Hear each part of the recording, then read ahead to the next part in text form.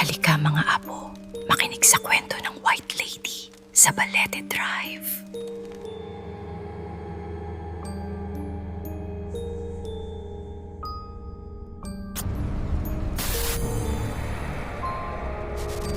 Sa dilim ng gabi, sa Balete Drive, hindi mo alam kung sino ang kasama mo sa biyahe.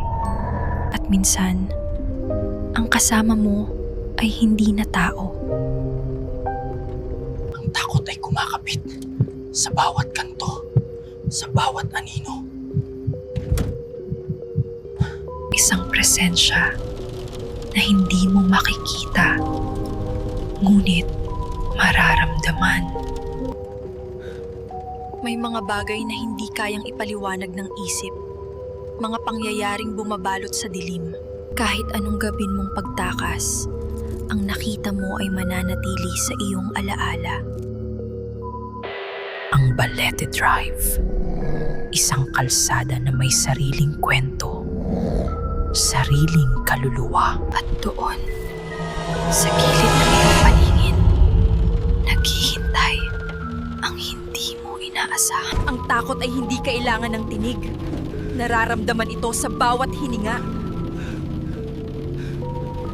Sa gitna ng kadiliman, ang katahimikan ay mas nakakatakot kaysa ingay. Ang bawat hininga, bawat tibok ng puso ay bilang sa dilim.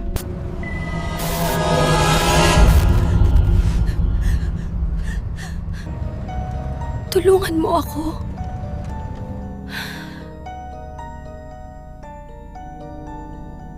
Ang tawag ng nakaraan, hindi mo kayang tanggihan. Siya ay naghahanap ng kapayapaan o ng katarungan. Ang pag-asa ay kumukupas habang ang dilim ay lumalalim. Minsan, ang pagtakas ay panandalian lamang. Ngunit ang kwento ng Balete Drive ay patuloy na bumubulong sa hangin. Nakatakas nga ba siya?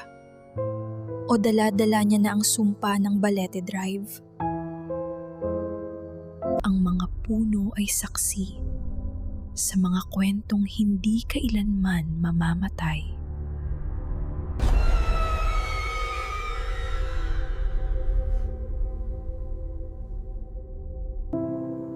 Salamat sa panonood mga apo. Ikaw, ano ang kwentong Balete Drive mo? Kung nagustuhan ninyo ang video, like, follow and subscribe sa Pinoy AI Works sa social media. Maraming salamat mga apo.